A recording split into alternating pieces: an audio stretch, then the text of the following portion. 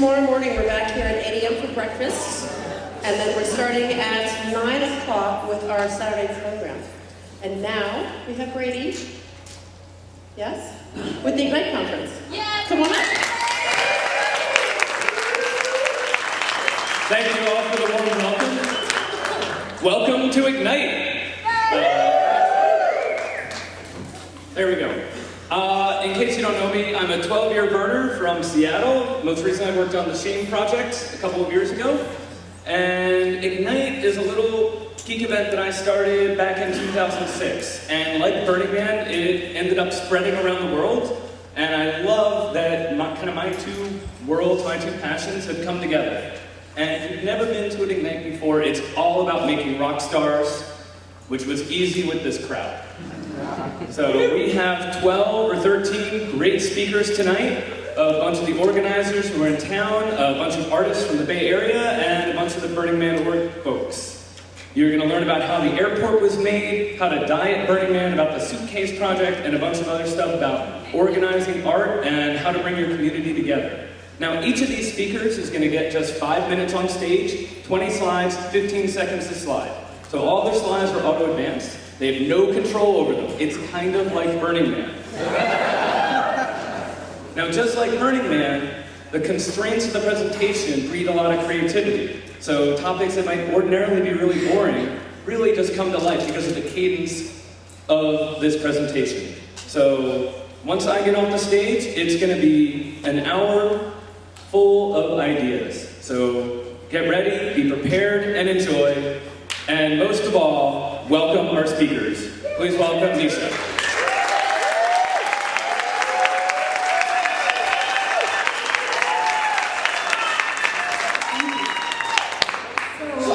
As you probably noticed, I'm from Czech Republic, so I have to travel. And I have to confess I'm a really bad traveler because I always have a lot of stuff, like a lot of stuff. And also I bring some important stuff, but it's hard with all the luggage. And when I came to Burning Man and I've seen all the beautiful and big art, I was like, well, I have already my stuff. How am I bringing art? Because I really want to contribute to it and I really want to do it. And I was like, well, if I have a luggage and I'm really good in carrying that, I can maybe carry another luggage, another suitcase. I can always take it with me. And actually anybody can take a luggage. So that is the idea of the Project Suitcase. It's a platform for exchanging and displaying art in suitcases. And one of them is here. So instead of packing clothes now, I will pack art. Yeah, hopefully. I'm getting better. I only have one suitcase with my stuff, and the other was art which I was bringing. So yeah, we know the art from the suitcases, but the thing and the idea of Project Suitcase is that the artist has no limit, only the limit of the suitcase. Because like the size and the weight, so you can check it in as an extra luggage for the plane, and then the suitcase can travel wherever. You can really take a suitcase wherever you want. You can walk up the hill, and the thing which is inside the art, it's really up to artists. It can be anything. The art can go outside of the suitcase. It can be dismantled or all together, but it has to fit into a suitcase.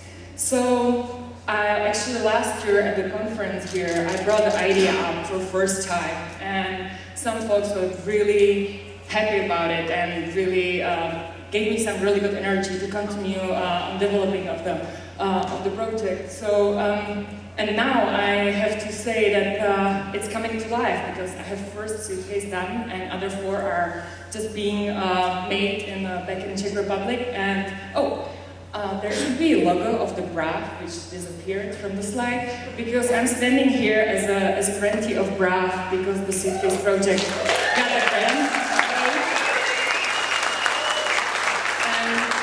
And this is actually a week ago on Friday, I got the first suitcase from the first artist. She came and she actually brought big and small one, and the big one is over there in the corner.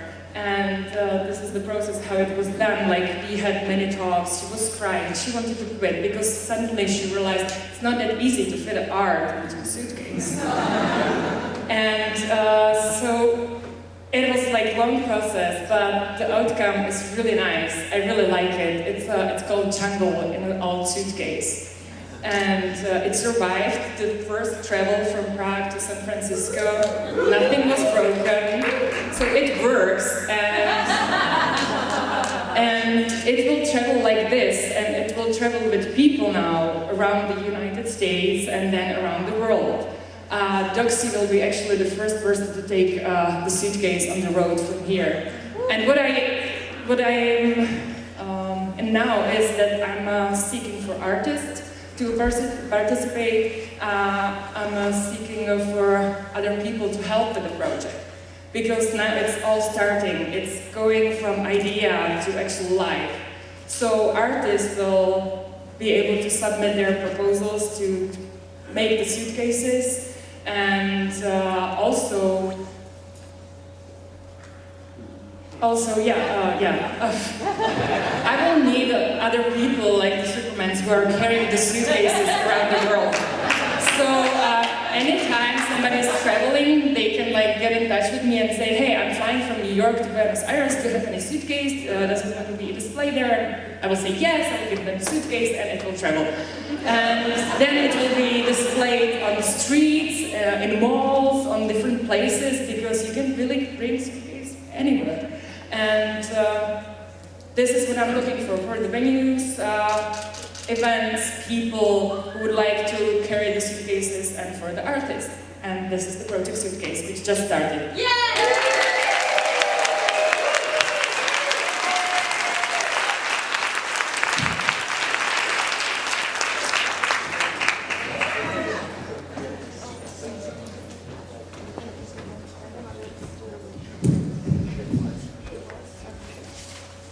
Hello everyone, my name is Ross Smith. I submitted, I'll be talking about the Black Rock City Airport. I submitted the winning proposal to design and build a terminal this August, and I'm very excited about it. And hopefully, if fundraising goes well, you'll see the airport for this coming year. Everyone knows that Burning Man is growing very rapidly. They're expecting that there will be 60,000 people attending this summer. And with that increase in the number of people, there's also been a huge increase in the usage of the airport. More people are choosing to fly in, and they expect that this year the airport will be the busiest airport in Nevada during the festival, which is saying quite a bit, considering Las Vegas and Reno are both also in Nevada. And it's no mystery as to why people are choosing to fly in. I think that anyone who's been to Burning Man has come to dread the long wait to get in and the mayhem of exiting the event. I know that if I could choose to enter Burning Man the way that she's chosen to enter Burning Man, I most certainly would. This is probably the fastest way to get into the event. So the airport really offers quite a luxury, and when I saw that there was a competition, I knew I wanted to participate in it, and I read the competition and immediately realized that there was a lot of restrictions. One of the restrictions certainly was financial. The budget for the airport this year is $20,000, and so I Googled what the airport looked like last year. This airport cost them $3,000, so I knew that $20,000 was going to be a real challenge to develop an eye-popping airport with a budget like that.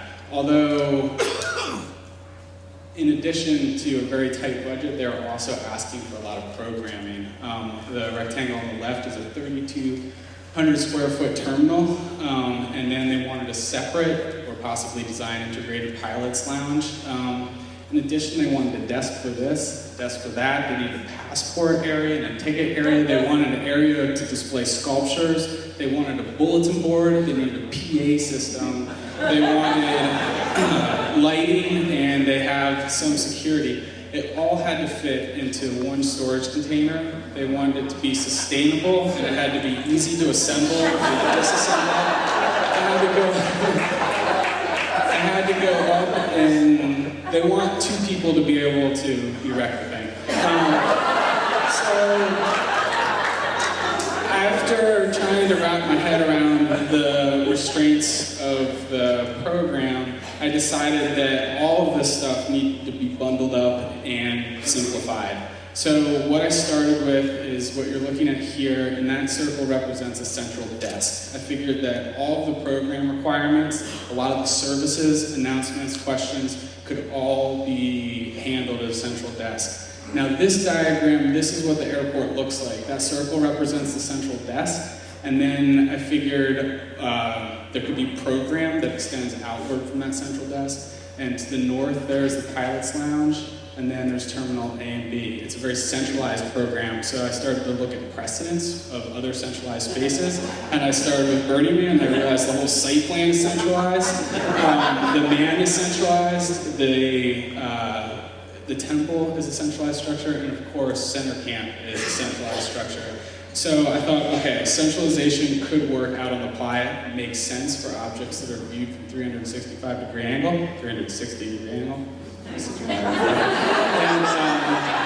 so I started with center camp as a precedent. I knew that it is centralized, it handles a lot of program, and it's a fairly easy, inexpensive structure. It's easy to put up, easy to take down, and it consists of primarily cables and shade structures and tarps. So taking that as my precedent, I considered domes, but I know that domes are ubiquitous at the event. And I also know that they can be intimidating to enter. They also have trouble breathing. This is a terrible slide, but this is what you're looking at. It's the core of the airport design. What you're seeing there is the central desk. The chairs radiating out from the central desk are the terminal waiting areas. And then above the central desk is a structural pyramid. This is what the airport would look like. What you see here in the center is the central pyramid. The sails are extending off of it and are anchored to storage containers, which they already had, making it cheap. Most importantly, this thing is iconic from the air, so it can be easily identified. It looks like a star. It will glow at night. I call it Starport. These little stars flying in.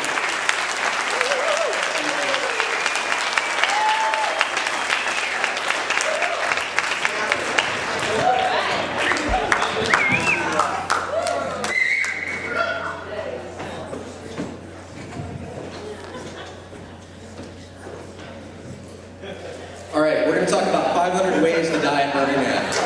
Really, when you think about it, this applies everywhere you go. All the regionals, doesn't matter if you're in South Africa or Austin and Black Rock City, we create highly participatory and therefore dangerous events.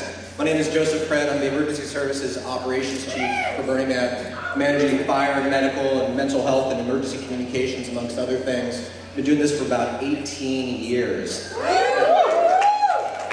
Now, before we get into incidents and, well, that was supposed to, oh, that's interesting.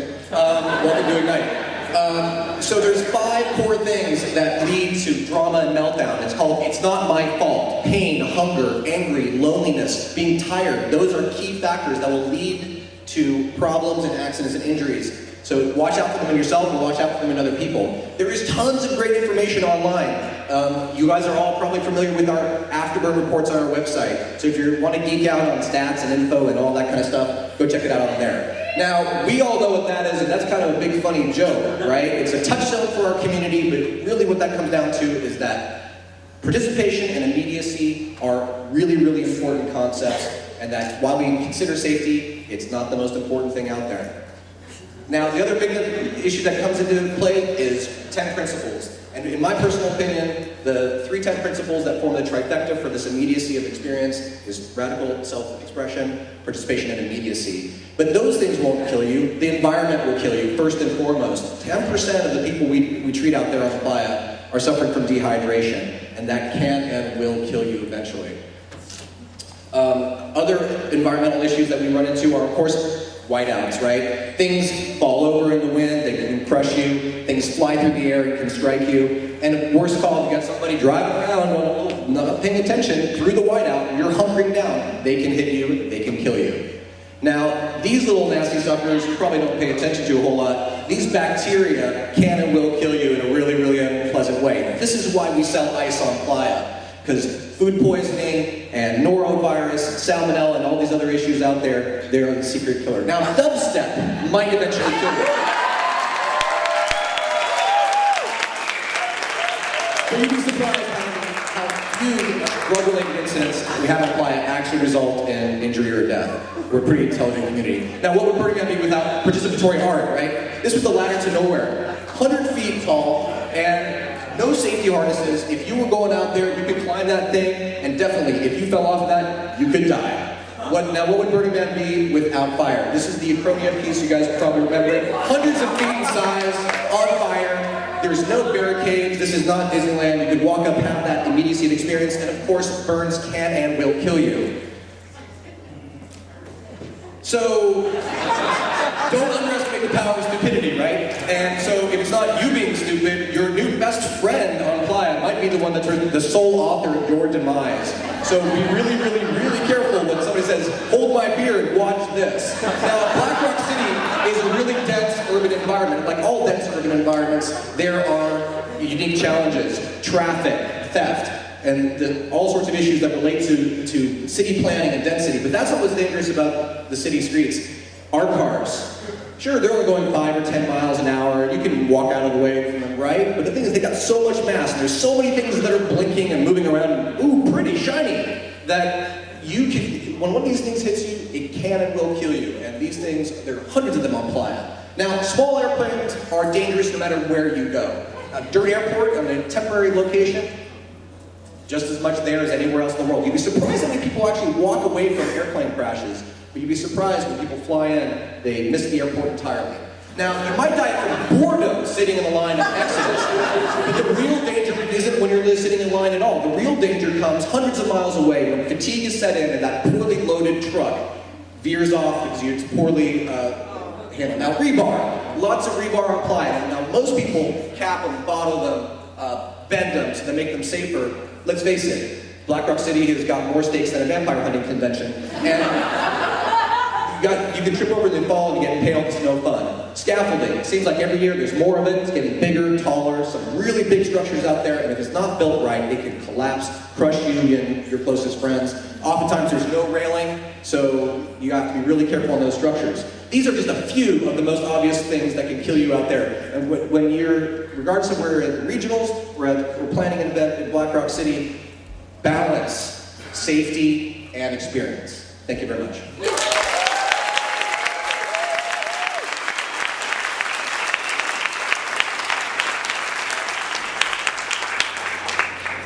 Hi there, my name is Jessie, and I'm going to talk about generational horizons and possible, likely, and I would even offer probably already happening future for our culture in Burning Man. And one of the things about generations is that a generation typically in the United States is covering tens of millions of people. And in that, of course, there's profound diversity. And it's about, generations about 20 years in length, but there's always a gravitational center. There are four, this is someone else's theory, there are 4 archetypes, there are 4 phases of life, childhood, young adulthood, midlife, and elderhood, and then there are 4 seasons that repeat in a specific and exact order. Children's world, people's worldviews are impacted by their formative years, and so the adults in their formative years are forming their worldviews, and then they go on to be adults and form other people's worldviews. Another aspect of generational theory is that the mood of a nation is set by the young adults, and it's the generation ascending into young adulthood. Young adulthood is defined as 21 to 41. So in 1984, Gen Xers started to become the first generation, the generation that was ascending into young adulthood. And Gen Xers are, in the archetype, they're Mad Maxy, extreme, they move toward the edges, there's this whole lack of trust of adults and institutions to take care of business, to know how to, like, just take care of life. And so we now have this person as a Gen Xer. So we are Gen Xers, although many physically are still in young adulthood, 21 to 41, the generations have shifted now. So Gen Xers are now defining midlife, and so what does that mean for our culture? And we have another generation that's coming in for about the last 7 years that's been redefining what young adulthood is. And the generation that comes after the nomadic generation, which is the generational archetype for Xers, is the millennials. And this is a peer-oriented generation. They are upbeat, they're optimistic, they believe in their future, they believe in adults to take care of them. Adults can mean institutions, governments, whatever. They move toward the center. They move away from the edges toward the center. They're more conventional and preppy, bright colored. They're more collaborative. It doesn't mean that other generations aren't collaborative, they're just peer-oriented in their collaboration. They want to do things together. Gen Xers tend to be more, I'll do things with you for the moment in time, but millennials just love to be with their own. We can expect, I would offer on Playa, more choreographed performances, more synchronized things that have lots of people doing things and synchronization and choreographs. I would expect that we're going to see more tuxedos and gowns and less grunge on the Playa. And more, the millennial generation is actually more modest. Sorry, on to the next. More villages, more structures. Again, we're already seeing this. The millennial generation is a civil engineering generation. They leave their legacy over time in the form of public space. That's one of the things that they'll do. And I offer that one of the ways that we can help a natural process is to start practicing more radical hand-holding. And that's what, this is a generation that grew up with baby on board, bike helmet laws, all kinds of stuff. The more we support the millennials with radical hand-holding, the more they'll be able to do and be able to contribute to the structures and the functions and the things that we're doing in our individual regional events and on the Playa. And I offer that millennials want to be asked to do more. They expect to be asked to do more. Their archetype is the hero generation. So they want this, and they expect to be asked. And after all, anything that we can do to be more efficient, to be more effective, to have more time to burn, I would offer that that's a good thing. So my name is Jessie. I'm Mama J of the More Carrots. We practice radical hand-holding in our camp. And I have a lot of young kids, younger generation in our camp. We're the French Quarter. I encourage you to come by if you're on Playa and get some fresh produce. And thank you for your time.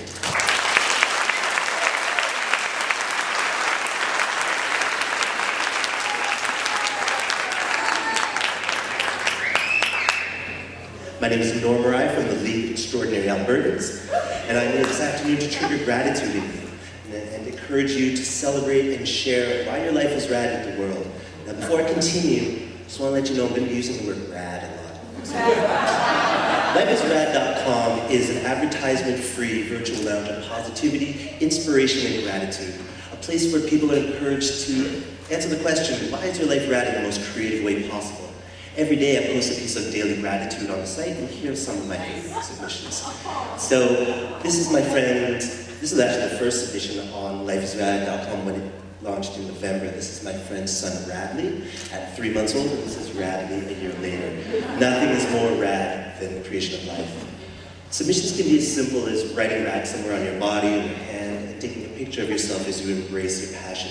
This is my friend Alex, embracing her passion for skydiving and reaching maximum velocity is hella rad. Some people have a little bit more to say about the topic. When you open your heart, when you practice gratitude more, your life becomes more rad. There's so much to be thankful for in our lives. Why not celebrate it? In the default world, I manage a snowboard shop, so I have the pleasure of surrounding myself by people who share my passion for snow. It's the reason why I moved out west, and my life is rad because of snowboarding. And it's real easy to embrace that passion when this is your backyard. These photos were taken at Sunshine Village in the backcountry in the beautiful Canadian Rockies, in Banff Resort. And there's always fresh snow, if you're willing to hike for it. Every year, my work takes the staff out and the management team for a couple days of catboarding. This photo was taken a couple weeks ago near Nelson, BC at Valhalla Powder Cats. And life is rad when we get to ride the best snow in the world on someone else's pocketbook. Life is rad because this rainbow ends at the base bus. The base bus is a community art bus that was converted into a mobile sound system, and it was created and designed by another group of extraordinary Albertans who are dedicated to the progression of art and culture in our society. So, I Love You in American Sign Language is actually this symbol, and it's made from the letter I, the letter L, and the letter U.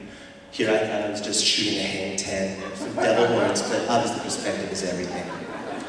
This image came from a friend in the UK who baked a cake for a friend to let them know how she felt. It's always a rad thing to let the people you love know that how much they mean to you. These photos were actually taken by a friend who went on a 2-week rad venture through the Caribbean. And it's easy, just print off a rad symbol, write rad down on a piece of paper. These pictures were actually taken from the Envision Festival, a transformational festival in Costa Rica, where my friends rented a mansion to stay at, and they appropriately named their mansion the International Party Posse iPalace. This radiant goddess is my friend Carmen. She is a professor of social work at the University of Toronto, and she hiked to the top of the Seaman Mountains in Ethiopia, where this photo was taken. Ja Rastafari. Now, these pictures were actually taken in January at the United States Capitol Hill building in Washington, D.C. at the second inauguration of President Barack Obama. Life is rad because of democracy. And even at the top of a mountain, in Nepal, at a monastery, monks know that life is rad. This photo was taken by my friend Sagar Muni on his pilgrimage towards the Kumbh Mela Festival. Now these two individuals are, about a month ago, they got married. They are active leaders within our Alberta regional community. And this photo was actually taken on Saturday at their fairy tale formal. These two have definitely made a difference in our community. It's been amazing to watch our Alberta regional community grow over the past few years. These photos were taken from the Decompocalypse, which was our regional decompression party held in Edmonton, Alberta in October of last year. And my life is rad because of community, because of our regional community, because of our global Burning Man community, who've inspired me to love more, to create more, and celebrate how rad life is. So I encourage you to check out lifeisrad.com and share why your life is rad, or just hashtag lifeisrad in your Twitter feed or in your Instagram feed, or join us after. We'll be taking a picture from a man, and we'll be taking a Burning Man GLC rad shot. But most importantly, radiate gratitude, because only rad things can come from that. Thank you.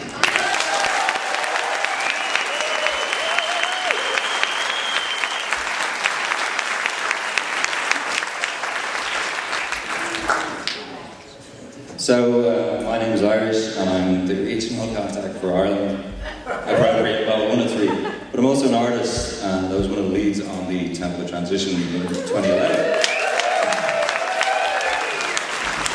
So, the temple was the biggest project probably ever at Burning Man, and it was that big because we wanted to provide space for people to come from all over the world to work in it, and we eventually ended up with people from 22 countries. So I think this has taught us a lot about big giant builds featuring people from all over the world, and this is very important now that our culture is beginning to grow so fast.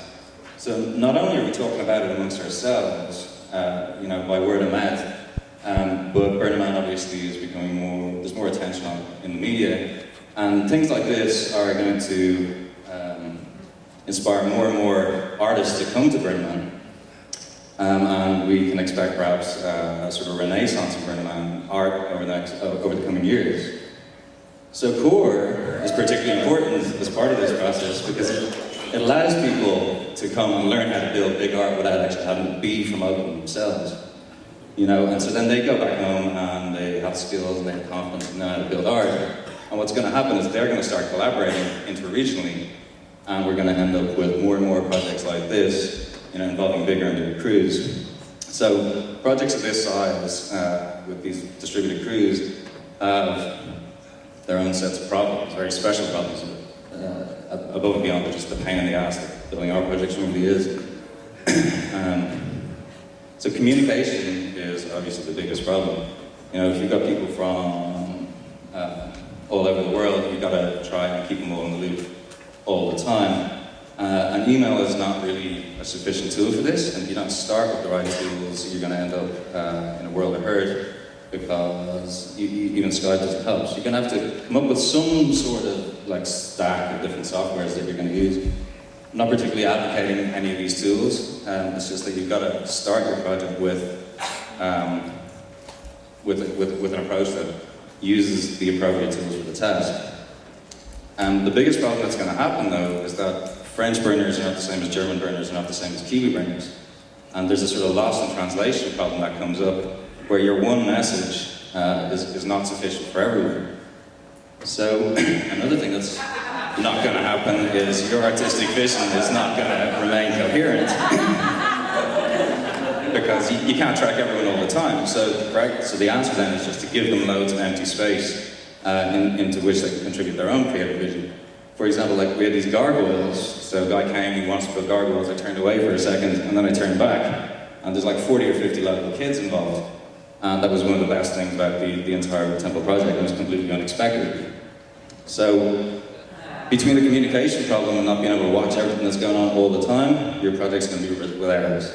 And you might as well just plan for them. And so if you can maintain different sort of parallel processes that you can jump between, you know, you're never going to end up sort of with nothing to do on a Saturday afternoon when you run out of nuts and bolts. It's happened to us several times. Don't let it happen to you. The only thing that you do have to control for is the truly dangerous errors that trenchers and generators don't mix. Heat strokes. Heat stroke or heat exhaustion can become heat stroke extremely quickly. And that this is the only thing that you really have to like draw a hard line, because at the end of the day, you know, we're burners, and so you just bring a lot of duct tape, and then you also stack your crew with people who have the duct tape using mentality, and you know, let them do what they do. For example, we had an enormous error happen at the temple, and I'm going to challenge you to spot what it is. Who cares? It looks awesome.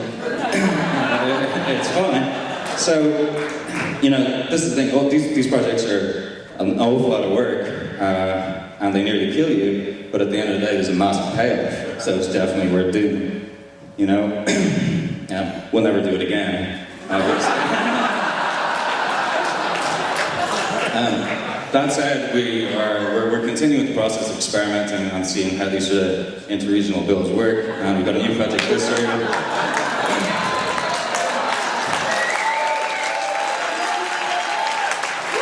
So we'll see how this one goes. We're not sure. It's all a big experiment. But in 5 minutes, I'm obviously not able to talk about everything that we learned in the temple, and I would invite anyone to get in contact with me, and I'm happy to share everything else that we learned.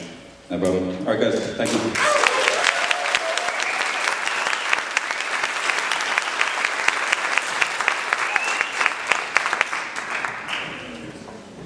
Good afternoon, everybody. I'm Camera Girl, the Technology Director for Burning Man. I was up here earlier. We did a little bit of wiggling. Good to see you again. I'm here to tell you about some superpowers that have been very helpful in my gig and in my life.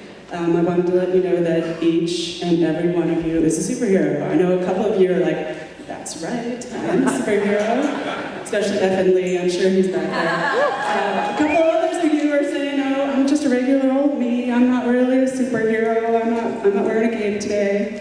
Each and every one of us has power of an inner community. A bunch of voices run around our head. We have a little critic that likes to tell us that we're not good enough, you're not good enough, it's not working right, this movie is not playing out the way it should. We also have a wise sage that helps us be curious.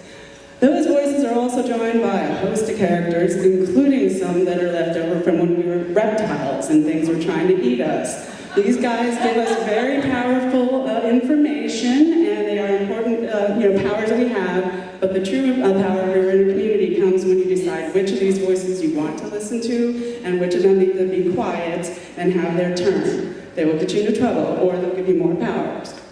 So your inner community is important, but it needs to be balanced with your outer community. Things get a little weird when it's just you and people who look just like you. The party's a little boring and it gets a little sideways.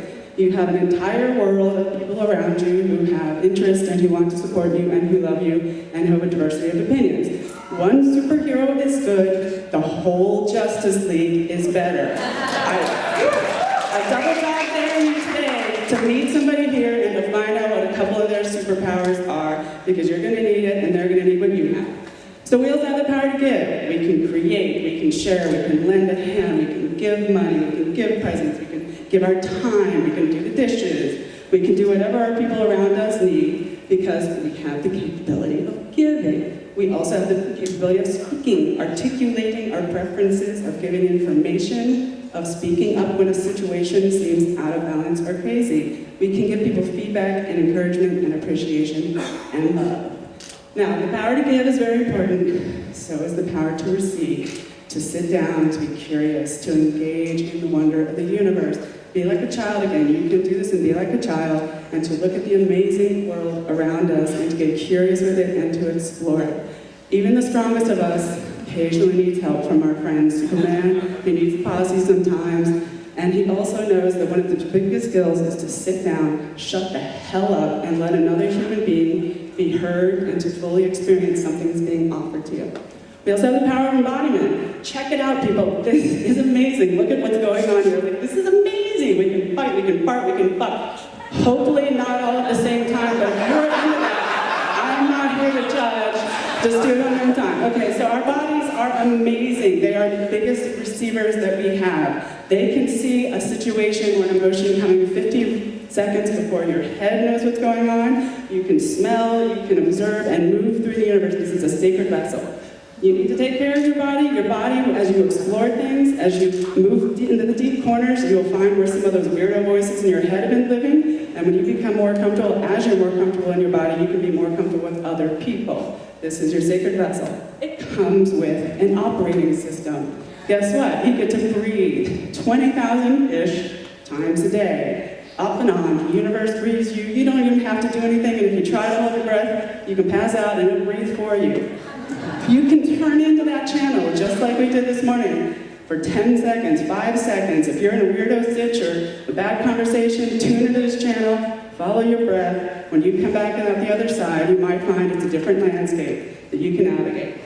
So right now you might be going, inner community, outer community, giving, receiving, breathing, and out of body. These are not superpowers, CG. Everybody has them. This is something, I'm not that special. You're looking down going, oh, wait a minute, I'm not a superhero. I want my money back. Effing Lee's like she's full of it. So you're saying these are not very interesting powers. But I tell you what, the biggest thing is that you need to learn how to turn them on. You need to choose how to turn on your powers, right? So everyone has these powers. This is true. You all came with these capabilities, but you need to turn them on. Now you turn these powers on by the biggest power of all, which is the power of choice. Are you tapping into your inner community and deciding which voice gets to talk? Are you taking the advice of your friends? Are you giving the best of yourself? Do you sit down and shut up and let other people be heard? Are you taking care of your body? And are you breathing?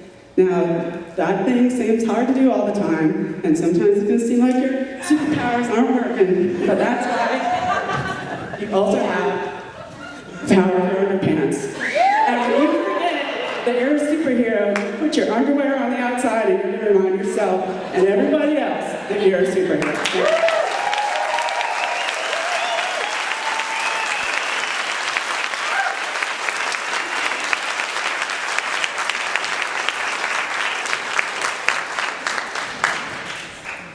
Okay, so I'm Maria Partridge, I'm from Reno, and I want you to bring Burning Man art home! I'm going to share with you how we've done it in Reno, including the challenges. Crimson Rose, Black Rock Arts Foundation, and I have been bringing the art of Burning Man to Reno since 2008. Okay, so how are you going to do this? First of all, you got to find some art, right? Hopefully local or regional, because it'll cut costs. Location, you can do public or private land, we've done both. Budget, how are you going to pay for this? Where's the money going to come from? We've been lucky enough to get project grants, but as we all know, we throw some pretty damn good parties, right? Yeah, fundraising is fun. Like I said, we throw really good parties. Volunteers. As we know, Burning Man depends on its volunteers. You all are going to have to depend on your volunteers. I depend on the volunteers for everything from site preparation, to art restoration, to openings, to special events. And you need to have some professionals in public relations and advertising because you need to get the word out. We were lucky enough enough to partner with the Reno News and Review that not only sponsored this party, but they also gave us free advertising. Why here? This is an empty lot behind the Sierra Arts Foundation in downtown Reno. It's on the Riverwalk, and it has tons of pedestrian traffic. But the most important thing is it's a privately owned property, and the owner said yes. The Mangrove was the first project in 2008. It consisted of 9 sculptures by 5 different artist collectives. The biggest challenge of this project was that it was the first project, and we didn't know what the hell we were doing. So we just kind of jumped through flaming hoops. So, birders being birders, somebody said, hey, can I play some music here? And I said, sure. So we created music in the Mangrove every Sunday, and then 3 weeks later the city said, you need a special event permit for that? Oops. So yeah, we kind of learned along the way. But the best thing was that one of the trees actually sold. Tree Spire by Tabasco the Iron Monkey. Is now permanently installed in Whitaker Park in Reno, and that's the first Burning Man sculpture to be purchased by the city. Celtic Forest by Lord Crimpton and Jeff Schomburg. So, hey, we got it together. We're going to do fire. So we brought fire to downtown Reno, and it was amazing. People came from all over, and I learned all about fire marshals, fire inspections. Reno is our town. This time I got the entertainment thing together, and we partnered with this event. It was a month-long event in Reno throughout the month of July. So the challenge was programming entertainment. Never did that before. And we had entertainment on the lot every single week. So after that, I thought, we're going to take it easy. Dual Nature by Kate Roundbush. Kate's out in New York, but the sculpture was in storage in Sparks, Nevada. I mean, it's like right outside our door, right? How could that be? No fire, big, beautiful sculpture, easy peasy. No. It had been in storage since 2006, which meant it was completely covered in plata dust. It was rusty. It took 200 volunteer hours and over 2 weeks of art restoration and cleaning and processing, and then finally the art was installed. And here, it's never too early to start making nice with your city officials and any art organization that can help you. Here's Kate making nice with Councilman Dave Iazzi and Mayor Bob Cashel. And this is what makes it all worthwhile. It was an absolutely gorgeous, huge, beautiful sculpture in downtown Reno, and when I walked by, I said, we did that. And so we also had special events around that too. People are lining up over here. Spire Fire! Okay, so we're talking big art, big fire, and big questions from the city of Reno. 2 months before we installed this, they said, you need a building permit. That thing's 48 feet tall. And I said, oh, really? So we got a building permit, engineer stamped drawings, and everything, and made it happen. Special events. We had fire spinning, hula hoop jams every single week, but the most important thing about this sculpture, as you all know, is that you could actually operate the fire. So we had participants play with fire in downtown Reno. People were lining up to press the buttons to poof the fire, and this thing was so beautiful and so loud and so bright that thousands of people would come from all over town. So we went from hundreds of people at the Mangrove to thousands of people coming down to see the sculpture. Portal of Evolution is currently installed in downtown Reno. We lost our private lot, but we built the relationships with the city, and so not only did they find us a location, they built us a permanent location to bring temporary art.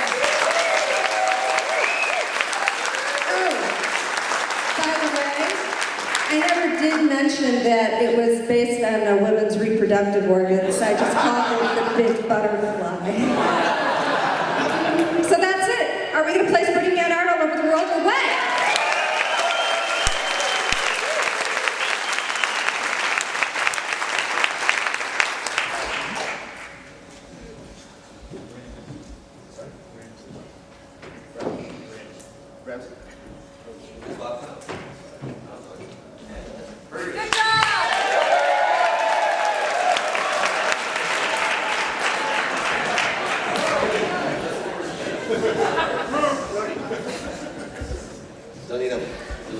Hey, I'm Rains, and I have a cold, so I'll try to do this in a few words and nice concepts. All the images you'll see are from the GroupWorks card deck.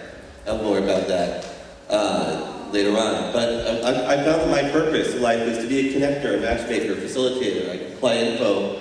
So, and like a lot of you, your purpose and why you're here, why are we all here? We're getting to the point where there is something bigger going on here. How do we get everybody in the room together, say what is the group culture, what is shared? what is this all about? How much is the myth and how much is what we do in our groups in the reality? What is the power of it all? It's the classic stereotype is, oh yeah, a bunch of like-minded people going up to do this thing that's all one thing. But really the power of the movement is, I believe, from looking for, yeah, sure, what's common, but also what's different. If we can put the energy into building on what's common together, finding that common ground, and look for how that can be replicated, how that can be shared, what are the essences, like these are the deeper patterns of group process work. How do we, like, here, as I heard earlier today, talk about going meta, getting to, stepping back from our day-to-day and saying, okay, what's it all about? Of course, every region, as in on Playa, the place affects a lot of what we do. It's certainly a big factor in the culture and setting constraints. It's the constraints, the limits of what is there and how much you bring to it affects what you can do and what you want to do and what is possible. I think, it gives us the opportunity to look more broadly and say, okay, where is the person who would never think of themselves as a burner or a regional burner, and how do we reach out to them? If they're too straight to ever think of coming, well, what is about us, what is about them, then we can help reach across. How do we, as we plan our events, create space to not just say, yes, let's all get along, but make room at the events and in our planning to build our relationships, to make room for us to express what's really going on, not just what we have the decision we have to make for this gathering, but how do we stay connected and for the long run, not just be limited to what we think we can do ourselves, but build that capacity, share the leadership, and in your group, get rooms so people can see each other. So it's if you've got challenges, if you've got problems, if you think it's not going to work, make room to say so. Make room for everybody to see that, oh, we're all in it together. It is what it is and what it can be. Get to the point where you can say, no, this is not Burning Man. This is our own regional event. We're not trying to be what Burning Man is now, or maybe this isn't the 90s. Take up the right size chunk and connect to the possibilities of what you can do. The energy of the participants in building the ritual, but as you're planning in the group itself, to have the capacity to connect on a deeper level, and of course celebrate. It's always all about, and make it a part of the culture. Like rush. Oh great, we did the event. Now we can go to sleep. But acknowledge, make sure that you're having fun. It's not, oh no, a business meeting. The conference call, blah, but oh boy, we're at time to have fun with these people I care about. How can we be lively together? And together, as we do regionals, as we do the main Burning Man, as we work in departments, in our projects, together say, we're here about creating the container, making the room for all the potential that everybody can bring to it. And that includes letting go of our ideas of what it's going to be, of what it must be, our idea, and make room for the magic to happen. Groupworkstack.org, this is all Creative Commons licenses. You're encouraged to build your own on top of these, and I encourage you to use these in your project. Thank you.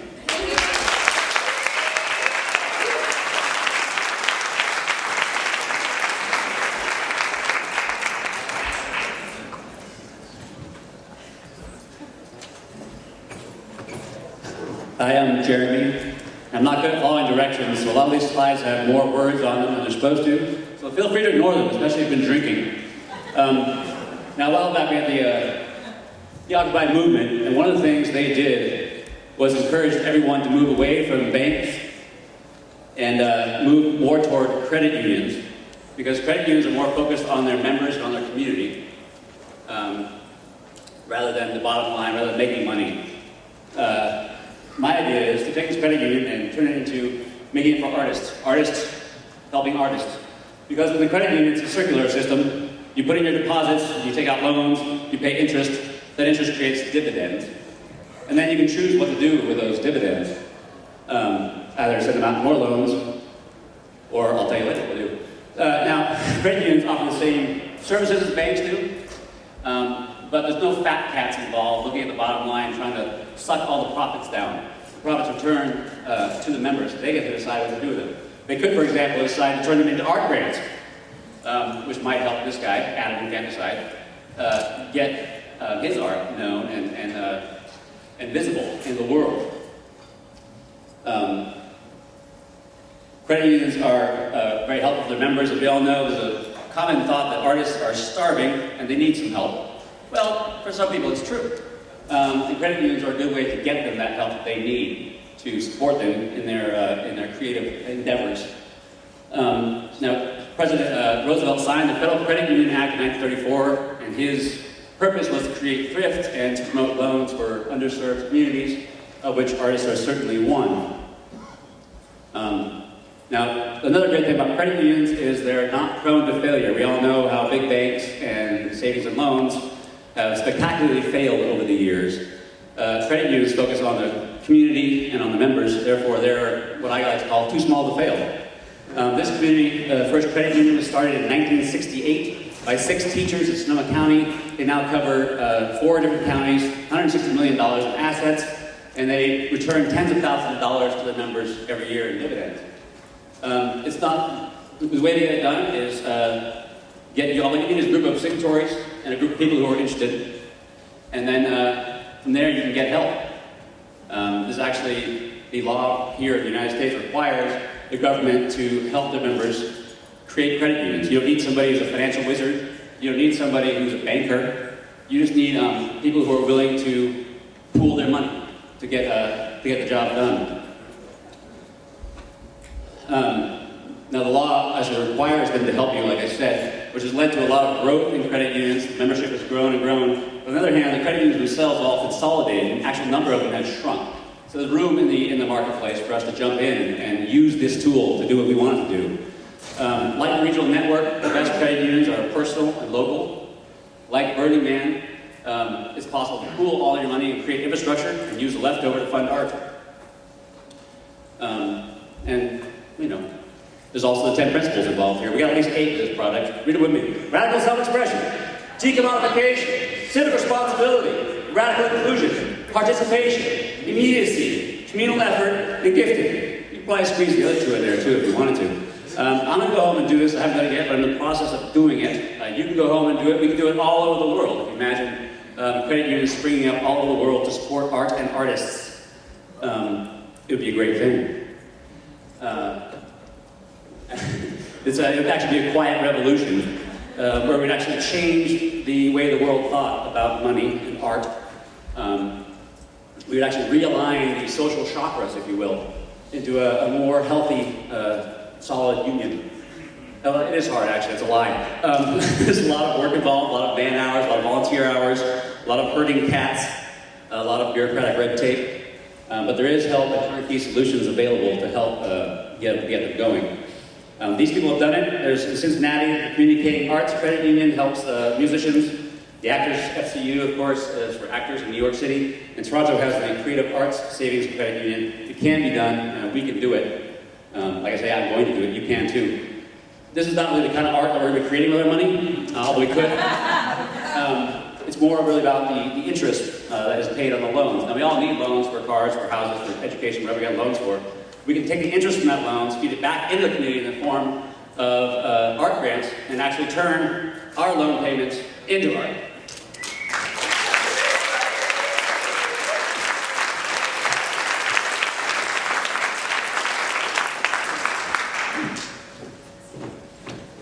Hey everybody. So I'm here to talk to you for a few minutes about the art of structuring an art project. And really this is just a microcosm for really anything, for a regional burn, for really anything that we do in our communities. So just, I'm an attorney, I'm an MBA. I've attended Burning Man 10 times. I've done a bunch of the regional burns, and I'm a founding member of the Naughty Bus. That's our Naughty Bus. It's in the shape of a nautilus. It was the theme when it was evolution. The nautilus stopped evolving 50 million years ago, so we picked that for our theme. And, you know, it started off great. You know, we had 5 friends. You know, decisions were easy to be made. Everybody came and worked on the bus in Florida. It was just so easy and fantastic. But, you see, that's what we did. We converted it into a Moroccan lounge, with a dance floor on the roof, everything. It was super fun for 2 years. The project was amazing. But then, ready? But then the problem is that after 2 years, you know, people didn't have money to put in, people wanted to go in different directions. One person wanted to do this, another person wanted to do this. When you have 5 people trying to make a decision that are all great friends, that's easy. But what happens when your project grows? Now suddenly you have all these different volunteers coming, you have all these different people who all feel they have a stake. How do you make decisions? People start to fight. So the problem is, what I'm saying is that if you take a little bit of time to structure your project in the beginning, it will save so much time and aggravation. So, first thing is who gets to decide. Everyone is not a practical answer, okay? It's not going to work as the project grows. Only at the beginning will it work. So you got to go with the stakeholder structure. And that's, you know, ultimately it doesn't matter if it's a nonprofit or an LLC, but you have to have people that you have to decide in advance how the voting is going to get done. And if you decide that in advance, then people are okay with it. Again, you got to start your budgeting processes early, because it's like the issue here is that as the project is going to grow and it's going to require all these different parts of new monies, it's going to be difficult to decide on you know, how to do it. Now this is also something that you learn from like startup companies and young companies. You got to get those lead investors and those champion investors to put the money in. Look, I know, sorry, it's going a little quick over here, guys, but, all right, so the same problem with the Naughty Bus. Once the new money came in, is that the new people want to say, but then the old people don't want to say. So what I'm saying is use traditional formulas. The traditional formulas are, there's a valuation to what you're doing, you have a valuation on the bus, let's say it's $50,000, when $20,000 comes in, that's the new percentage that the new people get. And that's it, you get diluted. And if you get diluted, now this was really hard in Florida for people to understand in our group. It was very, very difficult. So anyway, my key point of this speech of today is that, you know, I've been part of the Burning Man community for 10 years. And what I've seen is really incredible, amazing people who, you know, are doing really wonderful projects, doing things out of the box, doing incredible things.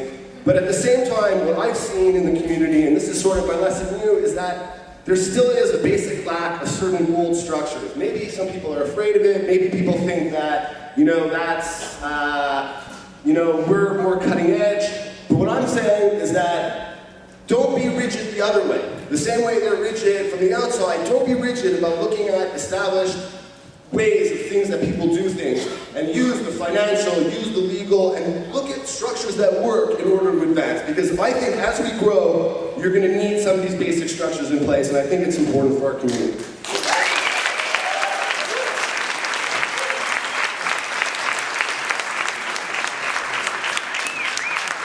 Hey everybody, I'm Bear, and I'm probably the last person in the world, if you've ever been in my apartment or my car or anything like that, to actually be talking about organization. But nonetheless, I'm going to talk about organization. And it's a different kind of organization than the papers on your mess, or binders, or all the types of things we try to do as we get our shit together. This is actually what we're doing here, which is a completely different level of it. It happens intrinsically as we as a species evolve. And it's really interesting, because I was looking at this for this talk, and I actually found that the definition, one of the definitions of to organize is to develop into or assume an organic structure.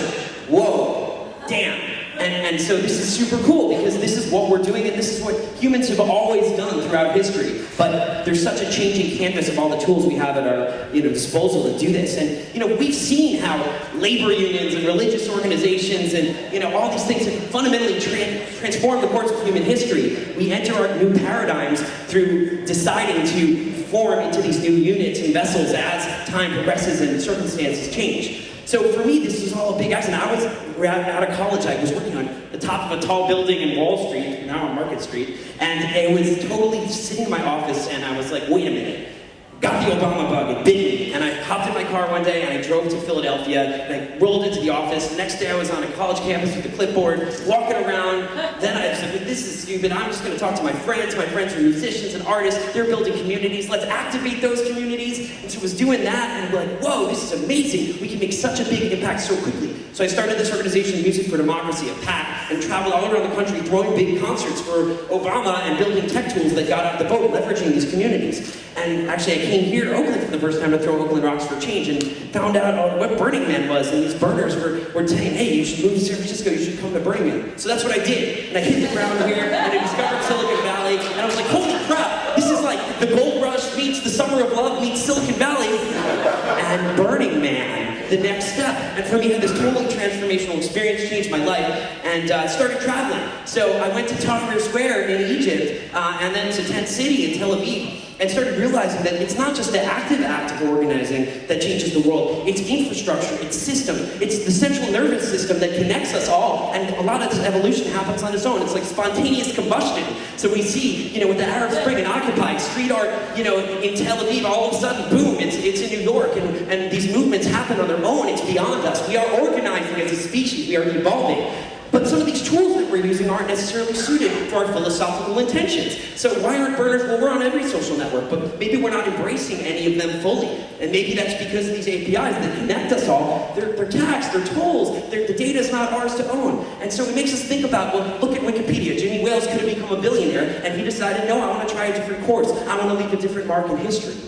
And so this seems to be a trend now that we're starting to see as we move from the age of social networking and affinity and liking things to contributing on Kickstarter and Indiegogo to putting our voices down and actually going and creating communities on the grassroots level in the cloud. And it makes us think about the future of government and participatory democracy and how can we reform the public sector. Super exciting. This is going to happen in our century. Now this is all happening at the same time as we're intoxicated by technology as it infects us and we become addicted to the dopamine and whatever. And so what we do is we do what we do. We create these containers outside of technology. We unplug, we leave the cities, we create these communal experiences there, and then we actually, guess what? We ironically learn how to use and leverage technology through unplugging and coming back. And so you're seeing this. It's no irony that Google, and other companies came out of Burning Man. So just like Michael says, you draw that line in the sand, and on the other side, everything is different. We create this different culture.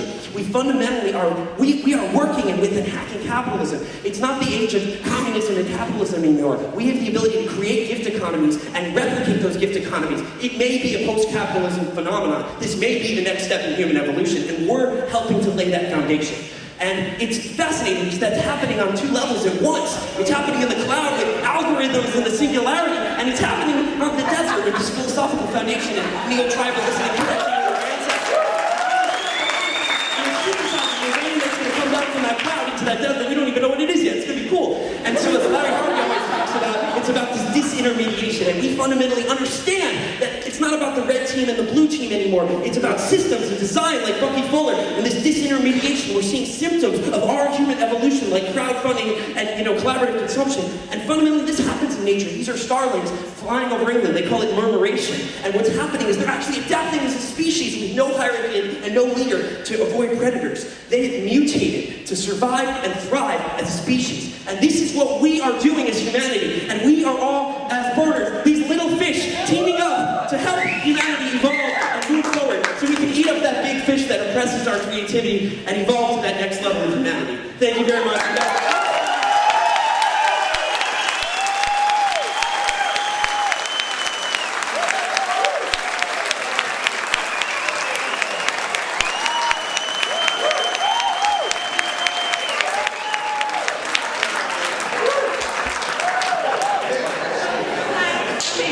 I'm the chamomile tea to Bear's coffee. This was me in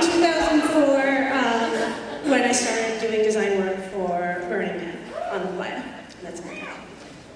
And are we advancing? Yes. Okay, so you guys are here on the continuum of what I do, and what my mom thinks I do, which is words.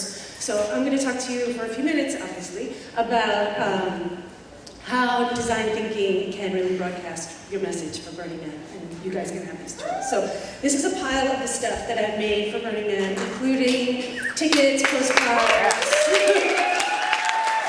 stuff you recognize, all the Breakout solar swag, and calendars. Okay, so this is the first piece I was asked to redesign, and it's a beautiful illustration by Hugh Andrade. This used to be called the ticket postcard. So all of this information, ticket information, was on a postcard. I know.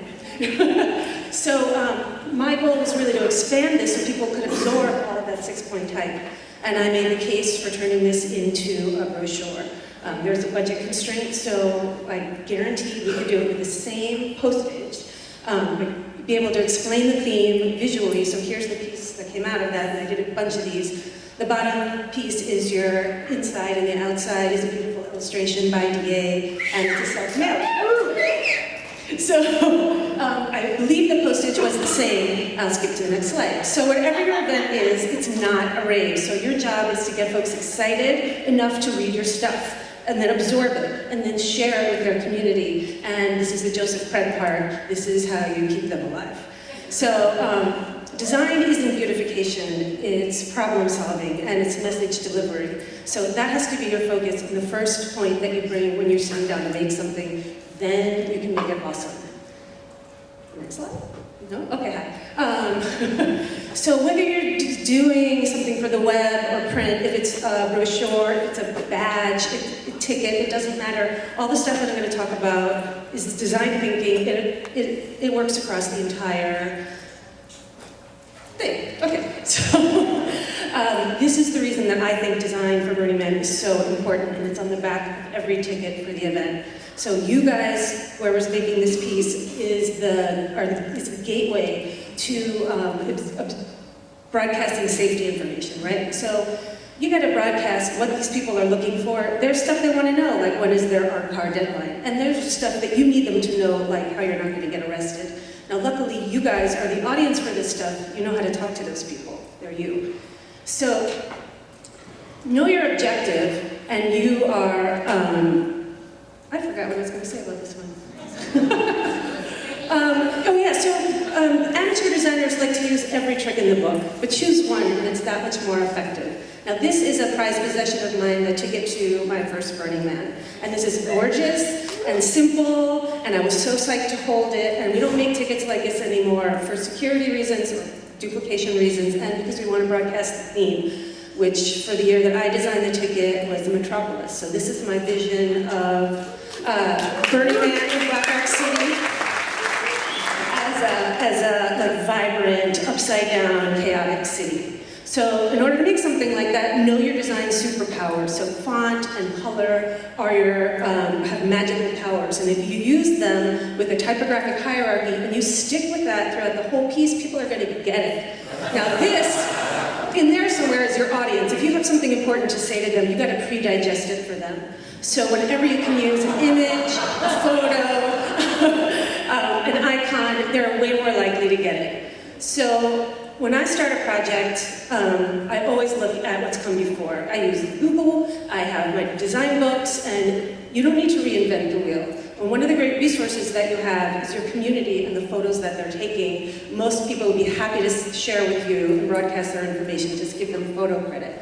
So wrapping up, the technical stuff is the hardest part. So if you don't have a design pro who can get your print where it needs to be, or make sure it's working cross-platform, you have to wrap that in ahead of time. So how do you know to do that? This culmination of at the end of this talk is the beginning. So you want to incorporate all the stuff that I've said into a brief. Get your designer involved in the brief so you guys know the finish line when you're there. And this is my latest piece for Burning Man. It's a gift to you guys.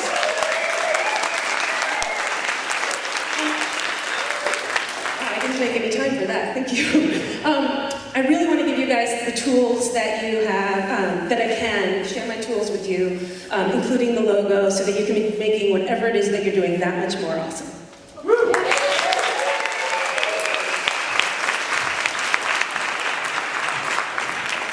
Hello, everybody. Okay, so I'm going to talk about how you do something when you have no idea how to do what you're doing. You have no crew, no money, but you have an idea. And it has to do with the patterns of the universe. That black hole right there is pulling star matter into it. And how could that possibly happen, since they're all individual pieces? How would they flow together like that? There's neurons. Okay, what's going on is everything is actually connected. Like, really. You know what I'm talking about? Like Burning Man? Like, you see that. Like, it really is connected. Magical things happen there. I'm just gonna let that go. Okay, the basic idea is, I did Bliss. And Bliss is about following your bliss.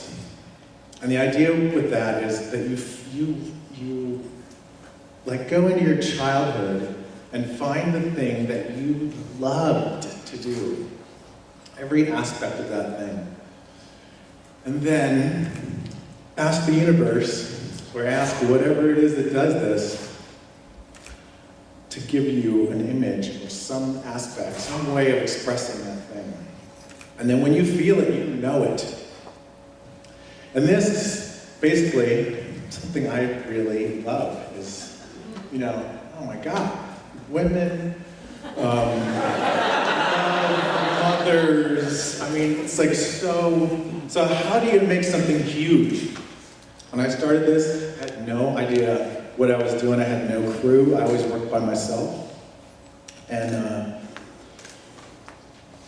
I work from a trust that if what I'm doing is right to happen, magic will happen almost immediately. And things will start to flow, and it'll start to form like a galaxy or like the solar system. And the way you approach something utterly impossible is just know that it's something you need to do and then do it and watch the world start to flow around what you're doing. And all kinds of wonderful surprises happen. Like, how do you hang balls in the air? Somebody came up with it, like, handed me a lamp, had a gooseneck. It's like, oh, right, that's a great idea. I had not figured this out when I started. Everything that I did, I learned, I bumped up against, oh my God, I'm gonna have to figure out how to do this. All done in 1 year. And it all happened, it all flowed. And then like, God, I'm gonna need welders. People started showing up. And then somebody put a light inside of that, and like, there it is, there's the universe again. There's an interconnected flow. And that's what I had imagined, that's where I started from, is this feeling that we're all connected and it will flow. And then it started looking like a galaxy again. I was like, okay, I am on track. It's all working together. What's next? Okay. When you're doing something, like there was a shot of like, oh my God, that's so beautiful. It never would have occurred to me that the pieces sitting out there would have been something that was amazing. It's like a whole nother aspect of it. And you're in the flow and you're with the universe. Here's another one. There's the face, and the whole time I'm making it, I hope this works. Because I can't see what it's going to be like with mesh on it. I hope it's beautiful. I hope that because the face is a really important thing. And boom, it worked. Once I put the mesh on, I was like, hey, I'm in the flow again. I had never done that before, and it worked. So, when you're doing something impossible, or you've never done before, and you have no idea how it's going to work, boy, it can work. And I did that.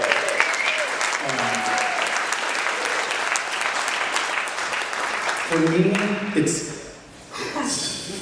feel. There. Think big. That's what you really want to do. That's 200-foot bliss on Alcatraz. That has like force to West Coast Statue of Freedom on a prison. So maybe before I die. That's the pattern of the universe. That's how it works. Be this center right here and watch the flow happen. Just Try to stay in the pattern, like surf it, so you know you're right in the middle. Bye.